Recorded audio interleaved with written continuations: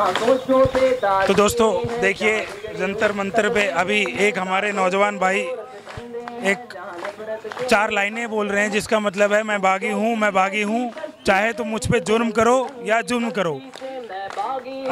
हमारे जो संबंधी है सर, हमें क्यों ऐसा लग रहा है कि हमारे को हमारी कौम बचाना ज़रूरी है?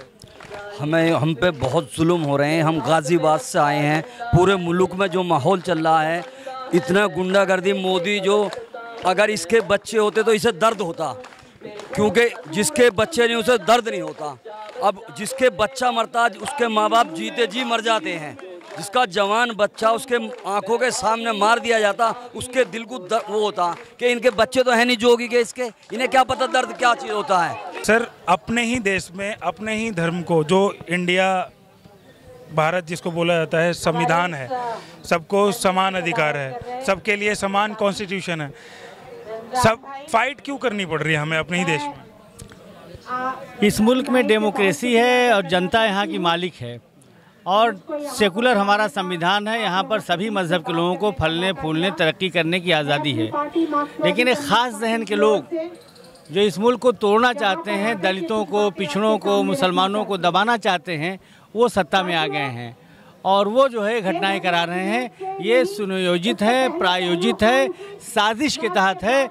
इसके खिलाफ यहाँ धरना पर बैठे हैं कि इस तरह की साजिश हम लोग चलने नहीं देंगे। तो ये जो मुद्दा है ये एक दूसरा मोड़ ले रहा है, और इसके बारे में जानने के लिए हम बात करेंगे जो लोग प्रोटेस्ट पे बैठे हैं जंतर मंतर पे। सर बताइए, ऐसा क्यों है कि सबको अपने मजहब के लिए लड़ाई करनी पड़ रही है बचाने के लिए? मैं मेव पंचायत का सदर हूं, शेर मोहम्मद मेरा नाम है।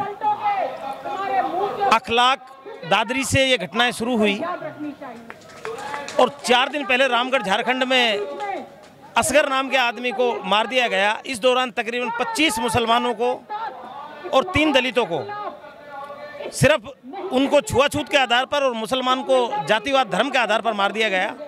हमें नहीं लगता कि जब तक हम लोग रोड पर आकर के इस लड़ाई को नहीं लड़ेंगे, माननीय प्रधानमंत्री जी या मरकजी हुकूमत इसके खिलाफ कोई ठोस कदम उठाएगी। प्रधानमंत्री जी कहते तो हैं कि मुझे दुख है, मुझे तकलीफ है, आंखों में आंसू ले आएंगे। ये पहला प्रधानमंत्री है देश का जो पिछली 3 साल, 3.5 साल हो गए, 3.5 साल में कम से कम 7-8 बार लोकसभा में रो चुका है, 5-7 बार बाहर रो चुका है। झूठ के अलावा दूसरा काम नहीं है, जुमलेबाजी करने के अलावा दूसरा काम नहीं है ये सत्ता में आने के लिए। क्योंकि गाय के नाम, एक बहुत बेहतरीन इनके पास एक चीज़ आ गई है कि गाय के नाम पर कहीं पर भी किसी को भी निपटा दो और बहुसंख्यक कम्युनिटी का आराम से एतमाद हासिल कर लो कि साहब बेचारों ने गाय के लिए मारा है, गलत तो नहीं थे वो। ये कब तक, ये कैसे रुकेगा? एक गाय के लिए गुजरात में आजीवन कारावास का प्रावधान बना दिया जाता है, एक आदमी को मार दिया जाता है, उनके मुलजिमों को गिरफ्तार तक नहीं किया जाता। अजीम मुल्क में माहौल बना रहे हम। कानून नाम की कोई चीज़ नहीं है, कानून से कोई डर नहीं रहा। वो लोग बिल्कुल नहीं डर रहे जिन लोगों को ये पता है कि हम सरकार के हाथ में खेल। अच्छा, भारत का अब की जो स्थिति है और पिछले 10 साल की स्थिति है, कितना बदलाव आया है पॉलिटिक्स के और हालात में?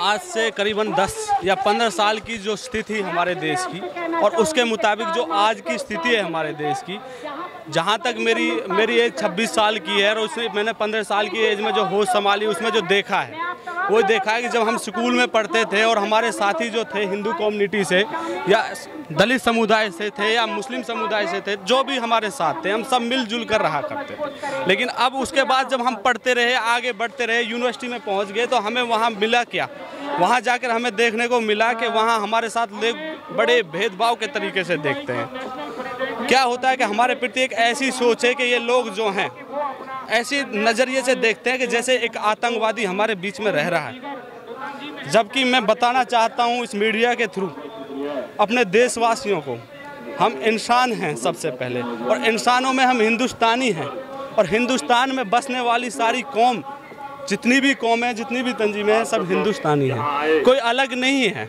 और आतंकवादी का कोई धर्म नहीं होता, चाहे वो हिंदू कम्युनिटी से है चाहे मुस्लिम कम्युनिटी से। आतंकवादी होता है, वो किसी धर्म में असामाजिक तत्व पैदा हो जाते हैं, उनका नाम आतंकवादी होता है, ना कि हम सब। हम लोग तो आप लोगों के लिए भी इकट्ठा हुए हैं, हमारे अपने लिए भी इकट्ठा हुए हैं, हम तो सबके लिए इकट्ठे हुए हैं। ऊपर वाले से हम तो यही वो करते हैं और हम सरकार से यही गुहार लगाते हैं, हमें कुछ नहीं चाहिए, हमें शांति से रहने दो, हमें अपने देश में शांति से रहने दो। हम किसी दूसरे के देश में नहीं मांग रहे अपना हक, अपने देश में मांग रहे हैं। धन्यवाद सर।